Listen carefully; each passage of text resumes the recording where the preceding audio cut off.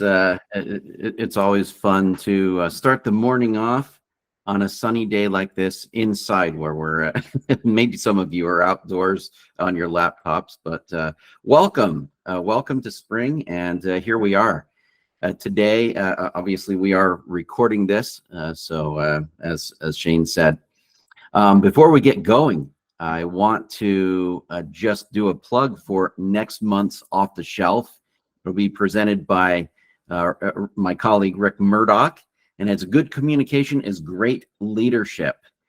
So if you have been wanting to strengthen your communication skills, maybe your skills in building your credibility and opening up and maintaining strong lines of communication, this is the webinar for you next month, April 24th. So that will be coming up. Now, today, our topic is participative decision making. That is a mouthful. Sometimes I refer to it as participatory, participative, whatever we want to call it. It's really a powerful tool for employee engagement and its close cousin, accountability. So we're going to talk a little bit about that. And I think the word itself, participatory or participative, can be a little scary, especially when we're looking at the stakes of decisions that might be really high and have high consequences. And one of the things we're entertaining today is how does a leader open the door to share some power and influence while assuring things don't go off the rails? And that could be a little scary prospect.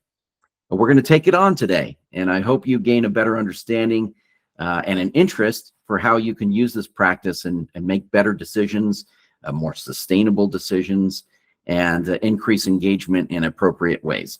I'm going to throw a lot of information at you, and the benefit of today, as you have registered, we will send you all of the slides, so you don't need to take real close notes because you will get them, get the slides, and in those slides I've also embedded some resources that you can link to, so that we're going to cover some things today, but this is really a general introduction to the concepts and some tools, and then you'll have some resources that you can study a little bit on your own and try to implement some things. So hopefully this will be valuable to you today. Let's get started with defining what participative decision-making really is. So before I get into the techniques and details, I want to lay some groundwork for us here. So it's really a power sharing arrangement in our workplaces, right?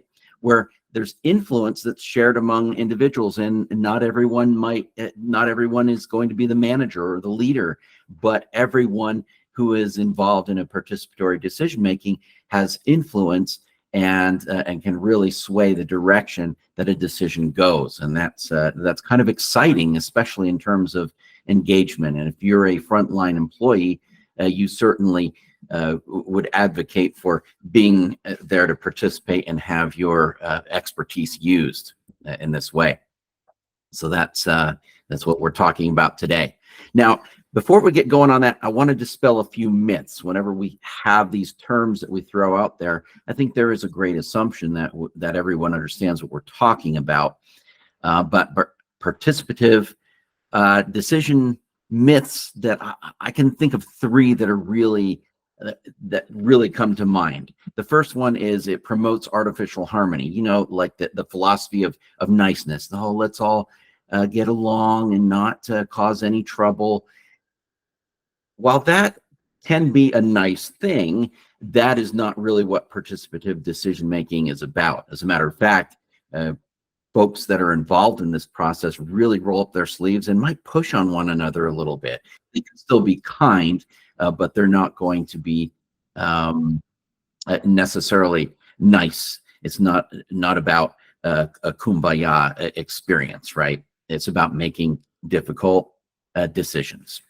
The next myth is you can use it for every decision. Just to illustrate, imagine if we needed to leave the building and we needed to decide which direction to go. You certainly wouldn't gather together a committee or a group and spend half the day trying to figure out what the best exit was, right? And that's kind of an extreme there, but you might get my drift that you can't use participative decision making in everything. It really lends itself well to certain circumstances, and we're going to talk about the situations or the conditions that lend themselves to this. The third myth that I want to dispel is that it relinquishes a leader's power. Au contraire, actually, a leader needs to be involved in the participative decision-making process to really guide that and have some meaningful structure and oversight as the group moves through. So that's another myth that we want to dispel. Now, to be fair, there are valid concerns when we start to suggest bringing together a group, especially a large group of diverse talent and perspective to make decisions, right? The root of that fear, I think, centers on the concept of accountability. And I know as a new supervisor, one of the first things that you become aware of is that you're now not only accountable for your own decisions and your own responsibilities, but for the responsibilities of others that they carry out. And that can be frightening. And when it comes to decision making, it can feel like whitewater canoeing, right? There's a lot coming at you. You don't have complete control. You're kind of navigating the wild, and you have to follow the river's course. So as canoers know, that if you're navigating, hitting these rapids, there is a natural tendency to let go of the paddle and grab the sides of that canoe. They're called the gunnels. And while it may feel like you're reaching for safety, it actually places you in a spot of peril, because once you grab those sides, you kind of lose control and you become imbalanced. You no longer have the control that you did when you had your arms on the paddle. So you're at the whim of fate at that point. Likewise, leaders, I think, mostly experience two harmful tendencies. One is to default to unilateral decisions, so you don't have to involve anyone, you just make the decision. Or you use fear to get others to accept accountability. Neither one of those is a good spot. And really, evidence indicates that unilateral decisions are highly vulnerable to logical fallacies, blind spots, and failure, because we only see what we can see, and it's a narrow. So to have other heads in the game, and especially perspectives and expertise and all of those things, is really important for your more complex decisions. Now, there's a big distinction between acting out of fear and acting with accountability. And I just want to address that for a moment here. The two really are inversely correlated. And so when you're making decisions, you really need folks who are accountable rather than fearful. And when I think about fear versus accountability, fear, like a magnet in a reverse polarity, it's pulling us away, right? Whereas accountability is drawing us in, it's attracting us. And I like to think of true accountability as really including an internal embrace or an acceptance of responsibility that goes beyond just a mere obligation. So let's contrast these two a little bit. The first thing is that accountability is focused on owning the results of the decision that we make, whereas fear, on the other hand, is limited to task ownership. So when a leader uses coercion, for instance, and fear to get people to take responsibility for tasks, unfortunately, that leader unwittingly maintains possession of the accountability for the results, because under threat, very few employees will assume accountability. They might face consequences, but they'll not own the results or any genuine concern for the tasks that they were coerced into. Now, when an employee takes ownership for the results, they have a vision, a sense of duty, a desire to positively impact the space and the people around them. And by contrast, a fearful employee immediately goes to work executing tasks, maybe even with precision. And the reason for that is they're trying to check that that item off their list. They want to get past it. They want to be done with the ordeal. And often they could care less what the result is, so long as the task was completed. Now, another way of framing this is that accountability encompasses a systemic or a holistic perspective, while fear is really concentrated on short-term tactics to avoid a painful experience. Now, an accountable employee also experiences a fulfillment from the responsibilities that they're embracing. This is oftentimes it's intrinsic motivation and satisfaction. And lucky for you leaders out there, research indicates that public employees are actually more inclined to be intrinsically motivated. So you have some great tendencies moving in your direction. A great number of people actually came to these professions looking for this kind of fulfillment. So when fear is used, however, people become more motivated to avoid negative consequences. There's something painful, that they don't want to experience. So when the next thing is when employees are encouraged to act with thoughtful discretion, we might call it or reckless. I've forgotten the term now. We want to create something, right? And we take risks, but they're not wild, outrageous risks. They're calculated, and that can be a really good thing. However, fear, it really stimulates evasion and avoidance. Now, when mistakes are made, and they will be made, right? Accountable employees learn from that and they recommit, whereas a fearful employee will seek to excuse or justify the mistake, or in worst cases, look for a scapegoat. Employees who are encouraged to be accountable typically engage in this risk-taking or this experimentation in order to generate better results. Remember, we talked about accountability is results-focused.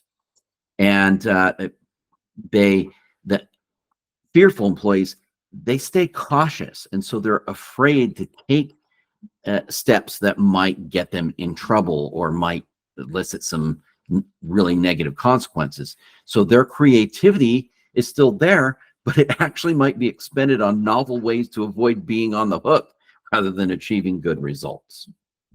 And finally, accountability is really demonstrated by rigorous examination. It's pushing for solutions. It's really digging deep. A fear, however, is characterized by sort of the paralyzing scrutiny, the deer in the headlights, an over-assessment of risk and concern that might lead to actual indecision or poor quality decisions. And I guess if I were to summarize all of this, it would be to say that fear really erodes accountability. It just doesn't work out in the long run. So at some point, you leaders may begin to wonder, if I delegate decisions to my employees, then what's my job? And why am I needed? Well, there is much for a leader to do, and an engaged leader is still very involved throughout the process. And here are a few responsibilities that we'll just kind of go through that a leader bears with a participatory team. So as a leader, you are responsible to help participants understand the environment and condition, or all of the conditions.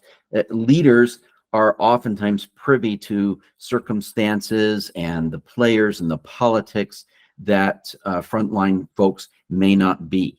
And so the leader can kind of survey that and keep abreast of that and share that as needed to help the team move forward. So also leaders' role is to set the parameters and to communicate the guardrails. Here's where you can move, and here's where you need to not go into this realm.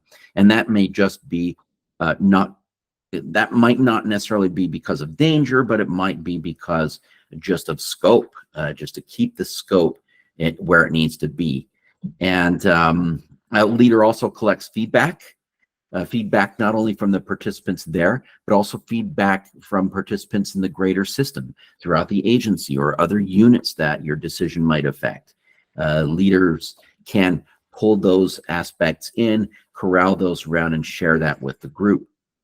Obviously, that's all a big part of communicating the constraints, the limitations.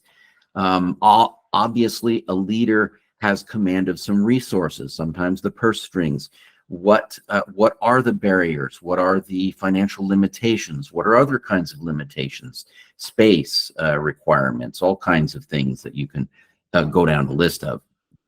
So the leader bears some very important roles in moving a participatory decision-making group forward. And we're going to switch interpreters. Yeah, 1 minute. Let's switch interpreters. Oh, okay. Okay, I think we're good. Thank you. All right. Now, the next question might be, how does a leader go about encouraging accountability so that they have employees who are ready to participate in decisions? And there are some simple solutions here. That is simple to articulate, more difficult to emulate. The first one is to lead by example. So the easiest way to improve accountability is to hold yourself accountable. If you exemplify as a leader, if you exemplify accountability, you're going to find that many employees find inspiration and purpose in that and match their own discretionary effort to yours. The next one is to deliver clear feedback often. If you bring together a group and just say, make a decision, that's going to be very difficult for that group or the participants to really understand whether they're on track and what direction they are going. What do they need to do more of and less of? Those that clear feedback can really be a benefit. It also, I want to add that also by delivering clear feedback that's positive, also sets you up later on for when you have to deliver some constructive criticisms, and it enables you to address issues before they fester and become big blown out problems, right? The next one is having a practice of peer-to-peer accountability. So a good way to improve accountability is to assign everyone action items so that you don't have free riders in your participatory process, right? So you don't want to say, oh yeah, I want you to be a part of this, but that person just sort of sits on the sidelines. You want everyone engaged and everyone to have a role and to dig in. The next one is to have tough talks with team members. Difficult conversations remain the most requested subject in my team's repertoire. And so tough talks don't have to be miserable, and they should certainly not be about castigating an employee's character. If you or your employees routinely grapple over tough issues and require some course corrections, the conversations get a lot easier and it's not that scary and that gloomy. You have that exchange, and some of you have a real healthy culture where you can do that and you feel comfortable doing that. That's the goal, is to really get yourself to a place where you can have those exchanges, challenge some things. You may or may not be right in what you're observing, but if you bring those things forward and have those tough talks, it gets a lot easier when things get a little tougher. The fifth one I want to talk about is considering how your employees view things. So avoid placing immovable blame and try to understand why someone would take a certain action or why something happened the way it did. So if you're saying, how on earth did they come up with this bizarre solution? Get into the heads of the people that are bringing forward potential solutions and try to figure out what they're thinking and what the rationale behind that is, because a lot of ideas come off of those types of thoughts. Set clear and achievable goals. If everyone knows what the overall goals are and their role and what their role is in achieving them, it's going to be a lot easier to achieve accountability. If you don't know, you can answer this as an employee. If you don't know what the goal really is, you're just kind of doing something. It's very difficult to stay on that task, and it's very difficult to give really meaningful impact because you're not sure whether or not you're going to hit that or not. So you want to be able to have those clear goals. Now, I want to just touch on this concept. It's about psychological safety. If employees don't feel safe accepting accountability, you've got some trouble right out of the gate. So opening meaningful participation to employees is a critical piece of encouraging this accountability. And one of the ways that we do that is to involve employees in decision making. And this can be done at the individual level, an employee's unique job. But what we're talking about here is more when we bring together a group to do this today. But oftentimes when it's happening on the individual level, it makes that person a lot more prepared to participate in a larger group. So I guess what I'm saying is practice it on the one-on-one on the individual level, and you've got ready-made team players to make more participative decisions later on. Okay, so without getting into the concept too deep of psychological safety, I do want to clarify that when it exists in an organization, and when I say organization, it doesn't have to be an entire agency even. It could be your unit.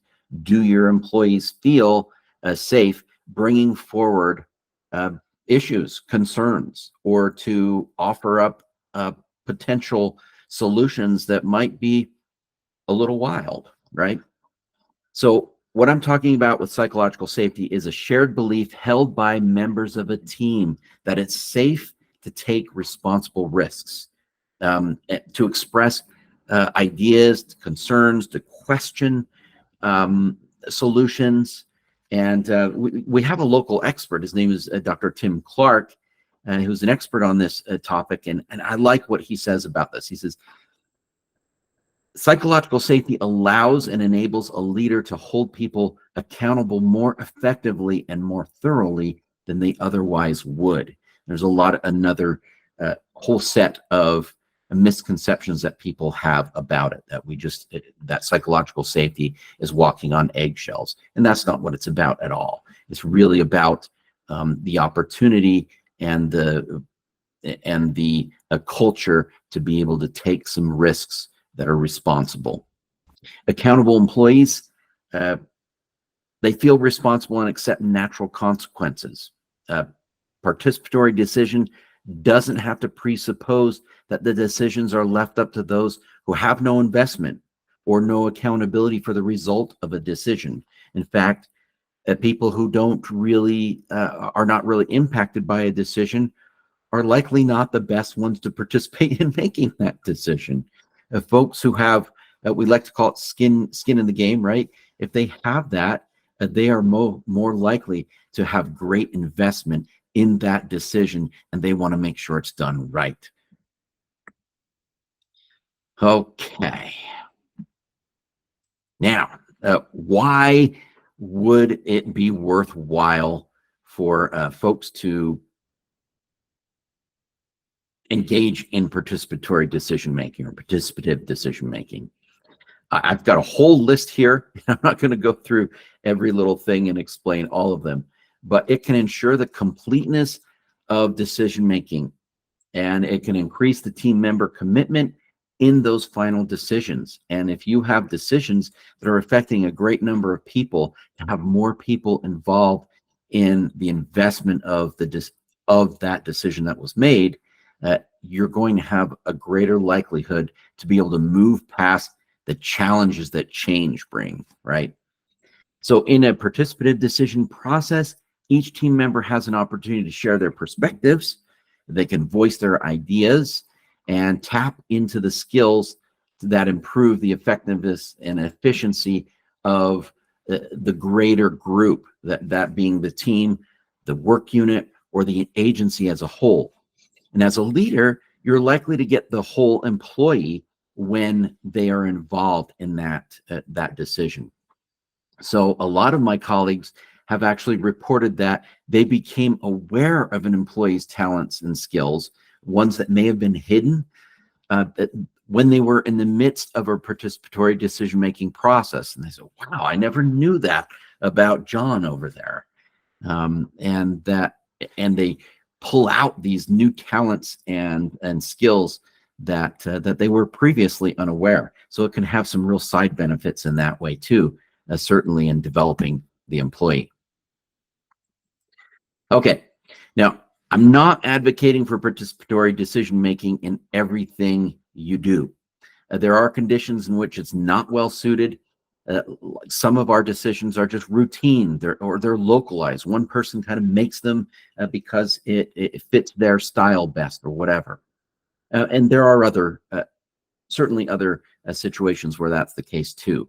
But here are some general considerations to help you determine whether or not it's a good situation for a participative or inclusive decision. Is the participation going to be sincere? There's a critical difference between going through the empty ritual of participation, right, and having real power to affect the outcome of the process.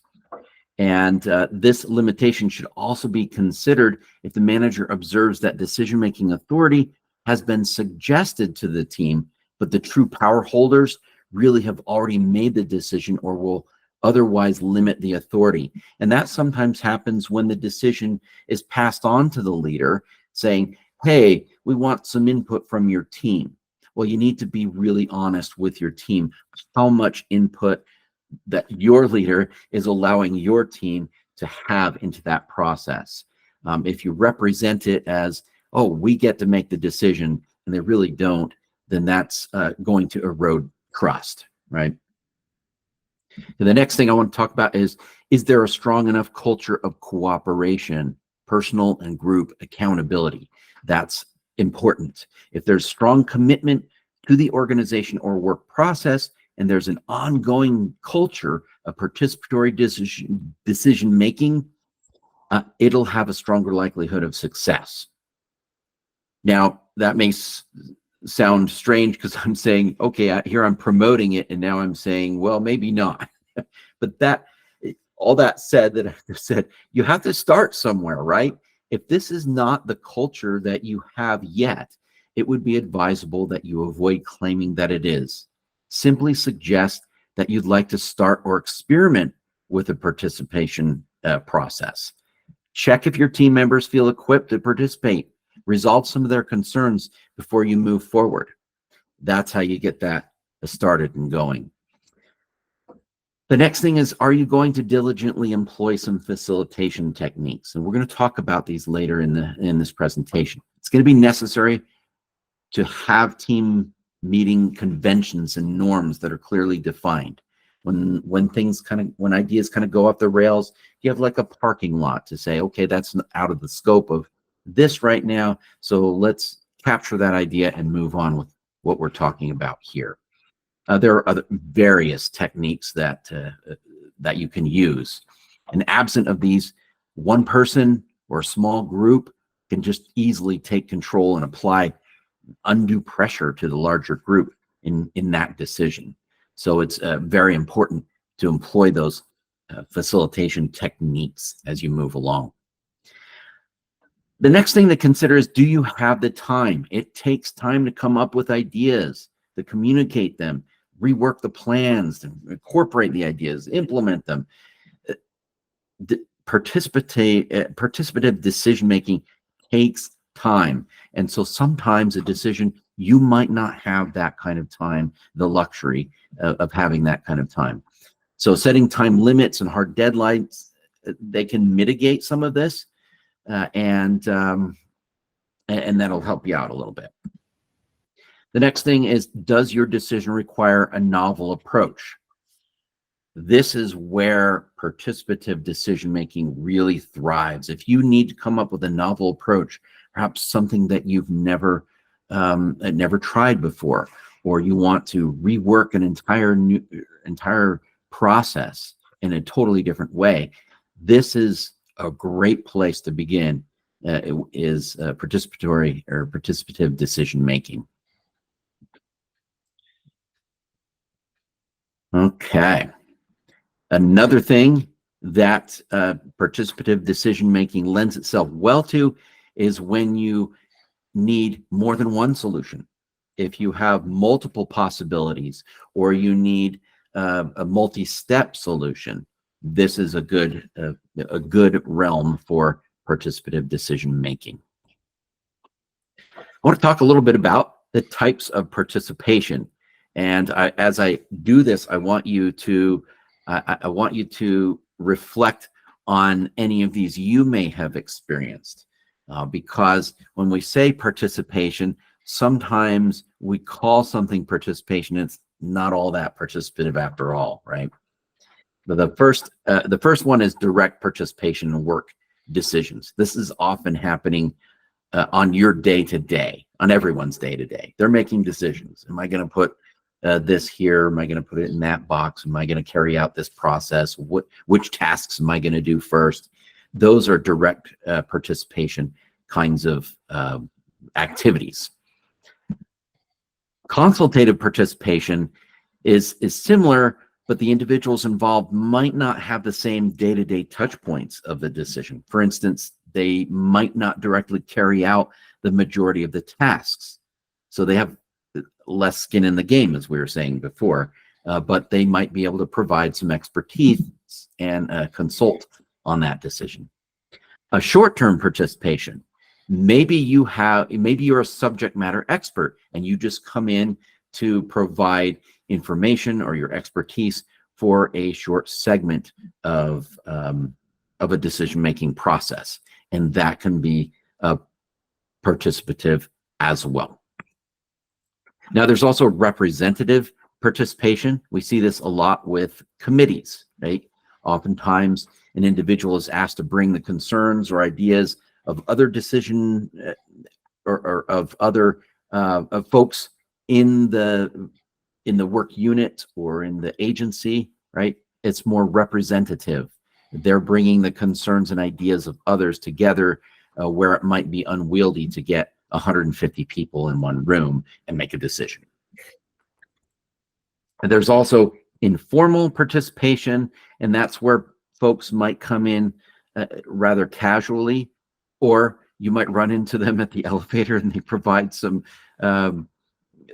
suggestions, and all of a sudden those enter into your decision-making thoughts. This happens a lot when you have very influential folks who are on the peripheral. They may not be directly involved in the decision-making process, but they might have information that would help decision makers. I think we need to switch interpreters. Okay. So we can pin on Sam's screen again. Fantastic. Okay.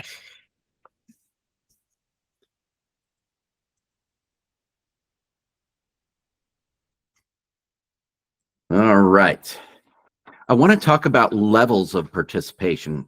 So as a leader, you no doubt need to determine the level of participation appropriate for a particular decision, right?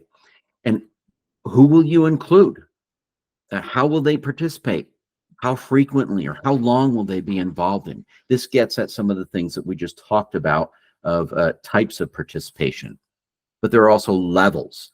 Now, in 1969, Sherry Arnstein wrote an insightful article. She titled it "A Ladder of Citizen Participation." And she described 8 types of participation, and she described them as a hierarchy. And she was really more concerned with how to get large groups, like entire communities or a city, together to make decisions, whole systems. But there are some principles here that could also be used to look at, examine, and our own smaller group participation, right? And how we're doing that. And I'm not going to spend a lot of time here, but I'll give you a general overview, and I want to highlight the top 3 rungs. And she uses a lot of negative terminology for those lower rungs.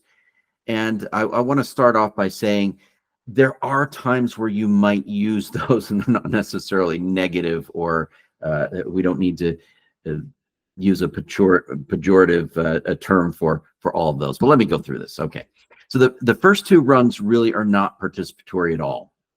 She includes them here because they're often passed off as such. They're often sold as, hey, we want your participation, but they might include things like a rubber stamped advisory committee or a discussion forum where participants are more informed about a decision rather than participating in it. Hey, I want to bring you all together to participate in this decision. Here's the decision. I want you to implement it.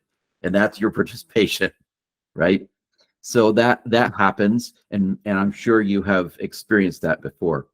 So the only participation in this situation really is a request for your compliance and your support for a decision that's already been made. The next three rungs, so we're up to rung 5 here. She describes these as tokenism. They include various degrees of information exchange. So sometimes it can be really sincere, but the information is not clear, or there's information overload, right? Hey, I want you to have some input on this decision, and here's 5,000 pages of information that'll help you. And probably that's not all that helpful.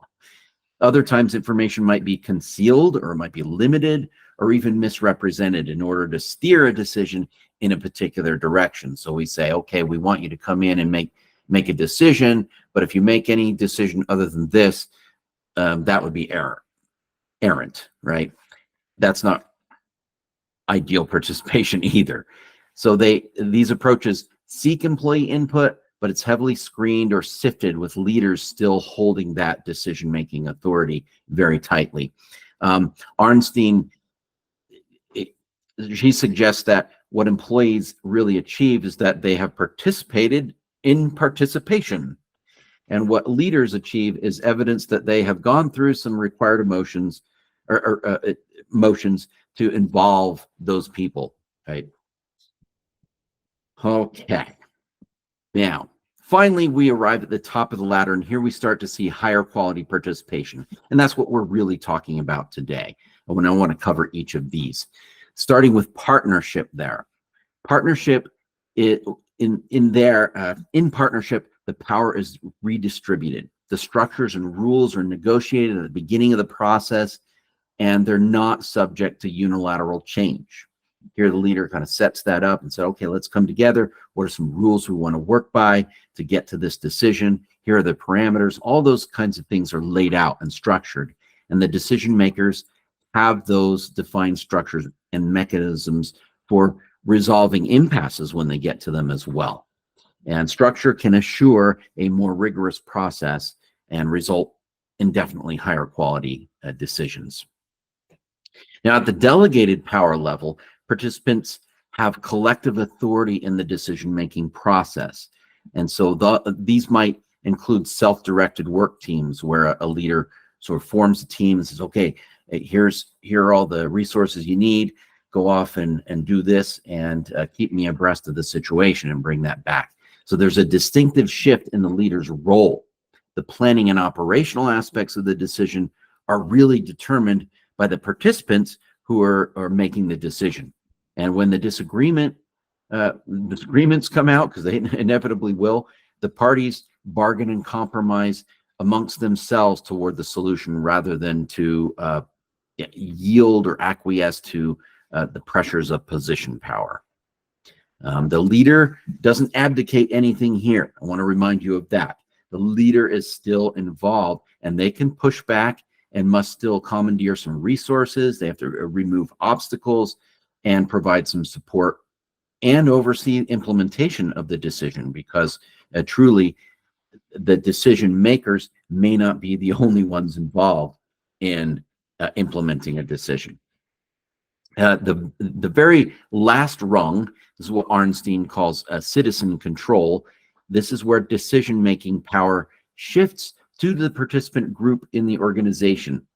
And the decisions are made at the most immediate level that's consistent with the resolution.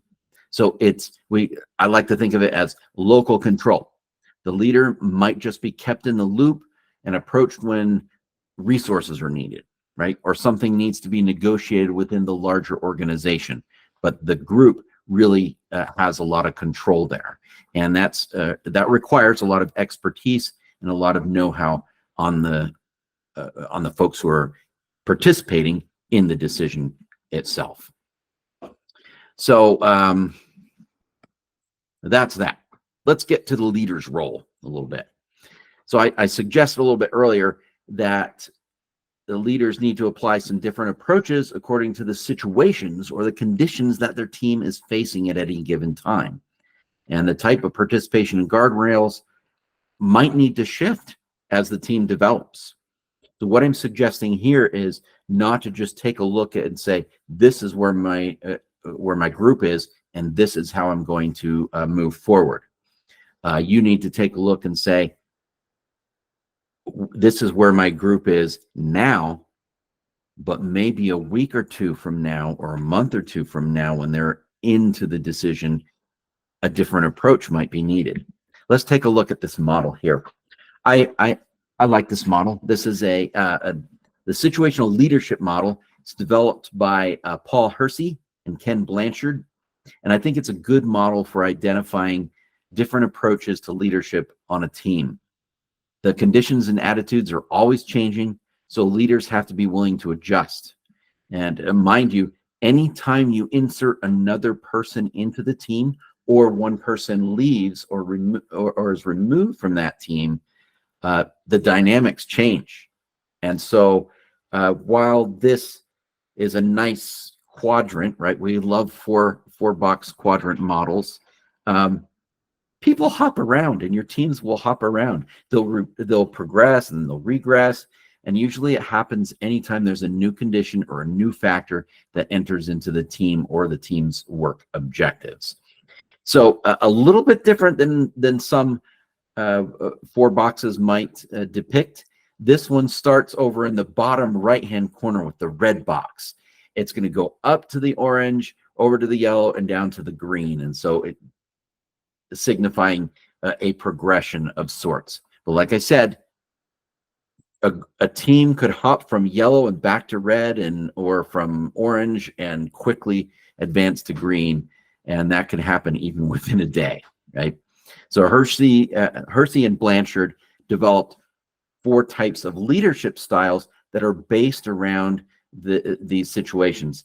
On the horizontal axis, you have directive behavior. That's the leadership applying some real direction. Less is delegated, more is told to the group or the employees. On the vertical axis, you have levels of support, where the leader might be present a lot more often. The leader might be providing a lot more resources, more encouragement, more feedback.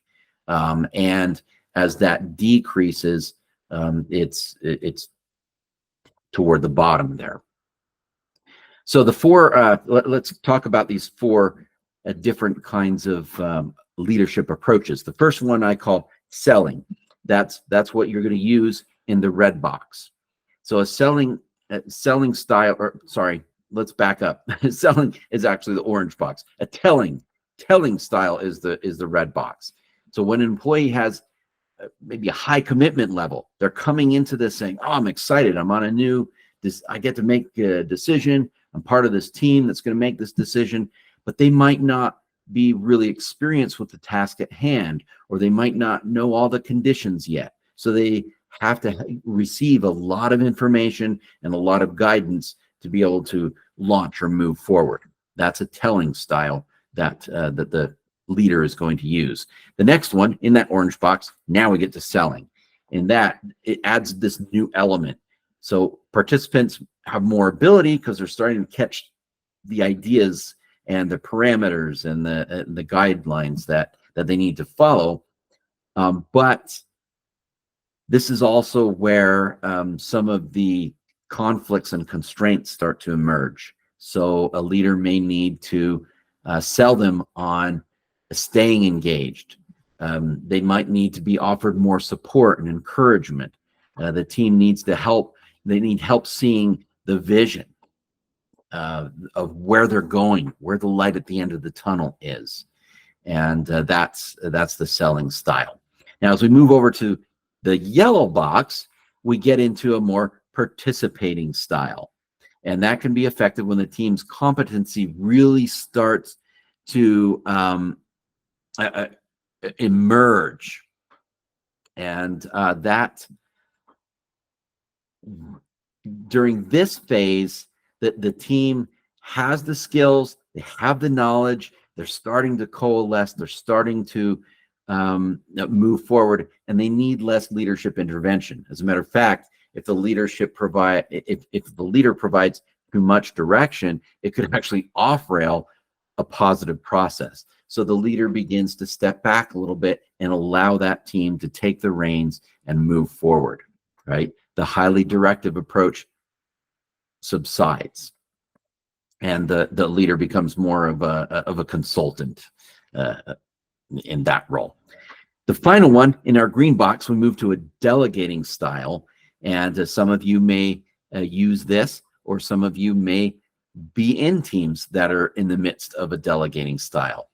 And this is where the team has full competency, full commitment, they're in charge of things moving forward, and the leader merely requests updates or formal reports, and they need to stay abreast of things, because certainly anything that happens over here in this team is going to affect other teams in the greater system, right? So a leader needs to be informed, but they don't necessarily need to be hands-on involved with what's moving forward. And if we could just pause really quickly for another interpreter switch to Melody. Thank you. Sure. While they're doing that, or while you're doing this, a quick question to ask yourself is, what stage do you think your team is in right now? It's kind of a fun reflection to say, okay, I think my team is here. And sometimes it's pretty easy to identify.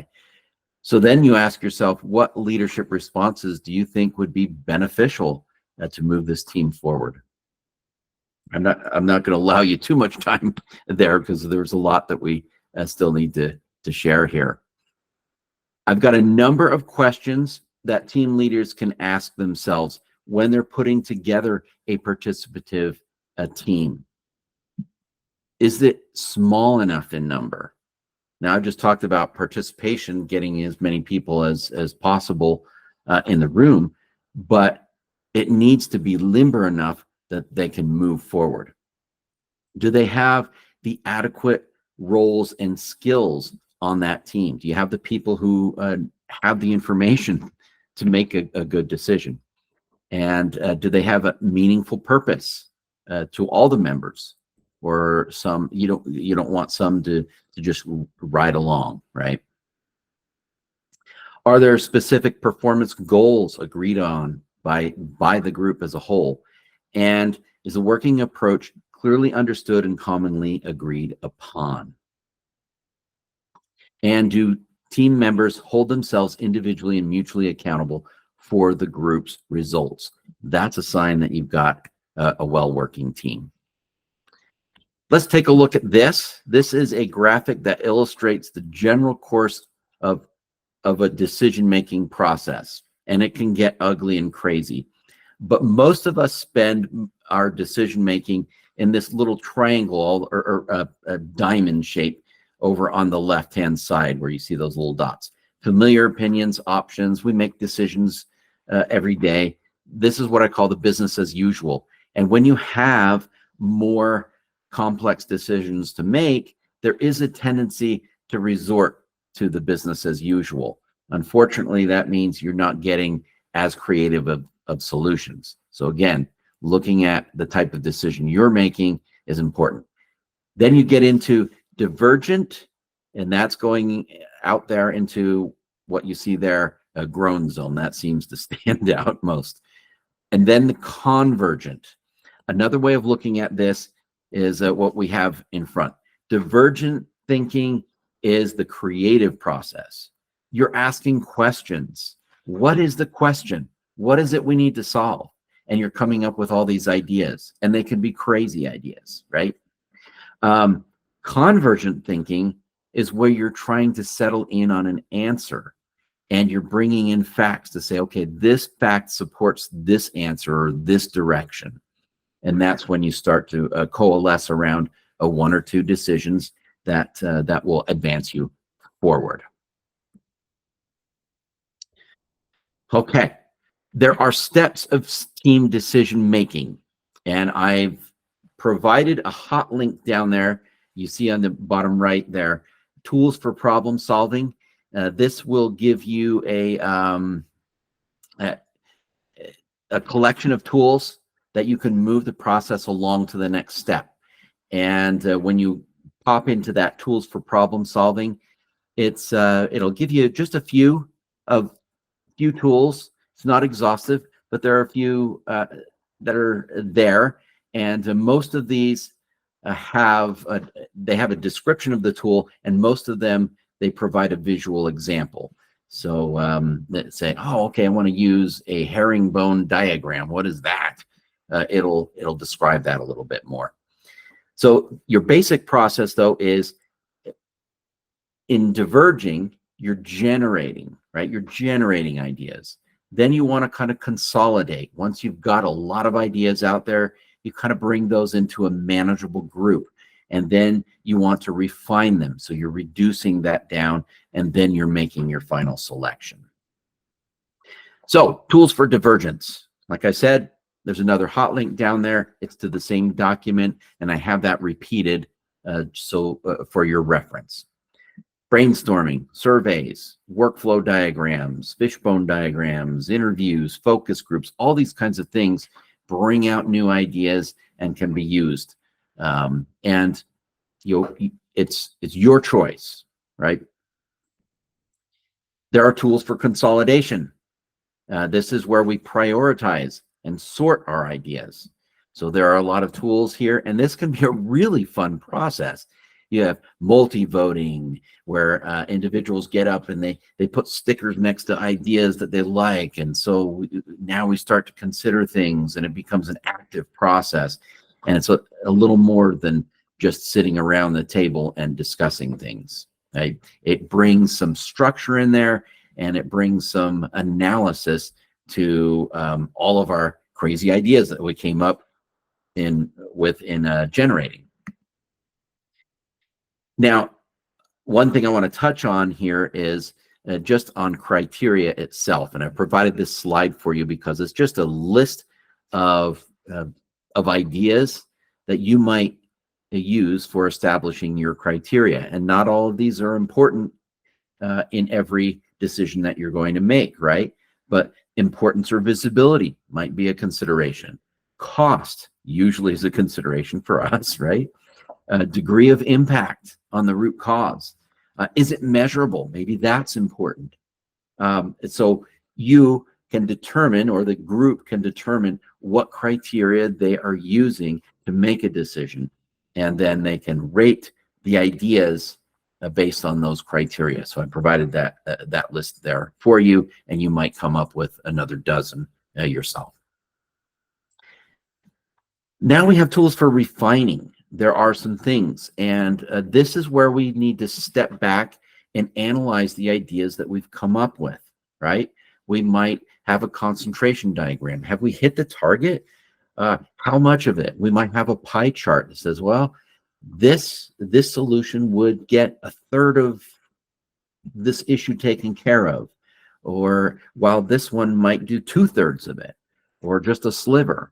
Those kinds of things enable you to sort of analyze in a more empirical way. And that's especially helpful if you're looking at qualitative kinds of solutions, to try to put them in a more quantitative context. Finally, you have tools for selecting. This is where you select the idea or ideas that you're going to pursue. You have force field analysis, stakeholders, cost benefit, and matrices where you're using those criteria before. So yes, you're seeing some repeats, and these tools can be used in more than one process. Finally, I want to talk about meeting behaviors that will aid your discussions. And again, I can describe these, but you really need to practice them. I have 7 here that I suggest: supporting, confronting, gatekeeping, mediating, harmonizing, summarizing, and process observing, right? What are they? Well, I have a slide for each of these, and we're a little short on time, so I'm not going to dive into them too deeply, but there are a lot of different things that we can do to advance a team forward, especially when they get stuck or we have particular behaviors of 1 or 2 group members that might be cutting out others, and so on. So supporting is team member might provide support and encouragement, or they might even express disagreement, but appreciation for the fact that someone has brought forward an idea. Confronting, it doesn't mean that we're going to engage in some battle. Confronting is more when we are noticing a behavior that's stifling the group from moving forward, and we just kind of call it out, saying, hey, I'm wondering what's going on here. We seem to be stuck, or we seem to be trying to force an idea of this way or that way, right? That's confronting behavior. Gatekeeping, very similar, but this is when a team member observes that other team members might be dominating the discussion. And so one of the team members intervenes to try to open the gate, so to speak, and allow others an opportunity to express their ideas and opinions. Mediating also happens, especially when there's some conflict. It doesn't have to be knockdown, drag out type of conflict, but where things are getting really unproductive. Mediating are behaviors that try to correct or clarify what's going on so that we can find some common themes. And that flows right into harmonizing, and that's where the facilitator really summarizes the similarity between common points. And that's not always even done where there's a conflict, but there might just be 2 ideas and say, hey, that idea is very similar to an idea that we're talking about before, and we start to draw those commonalities. Summarizing, I think you know what that is. And then process observing is pointing out where the team is at, whether or not they're stuck, so that you can begin to look at that and move forward on it. Now, I had some group exercises. We're going to dispense with those here because I want to get to a few of these resources. I have a resource page for you right here. Tools for problem solving. That was embedded in those slides that I showed you earlier, but there are also more. And you can find some of those at mindtools.com. That's the second one there. It is a free source there that will introduce you to other tools that you can use in your group decision-making process and your participative decisions. Memory Jogger 2 is a small book full of tools for continuous improvement and effective planning. And that's another resource. It's fairly affordable. I can't remember the price on it, but it's pretty affordable and can just be purchased on Amazon or somewhere else, even in bulk. And then I love this book, A Facilitator's Guide to Participatory Decision Making. It's been around for decades and has a lot of different tools and helps if you are just entering into that realm of, gee, I want to be a better facilitator. This is a great guide for you. So those resources are there. All right. Thank you for being with me today. As I said earlier in our before I began the presentation, next month, April 24th, we'll hear from my colleague Rick Murdoch, who will be talking about good communication is great leadership, communication skills, how to maintain those strong lines of communication, and increase your own credibility. So thank you very much. Appreciate you being here today. This is recorded, and that means you will receive the recording to go back and review, and you will also receive the slide deck as well as those links for your continued study there. And good luck in your participatory decision-making endeavors. I hope you find as much reward as I have in being a participant in making decisions. Thank you very much.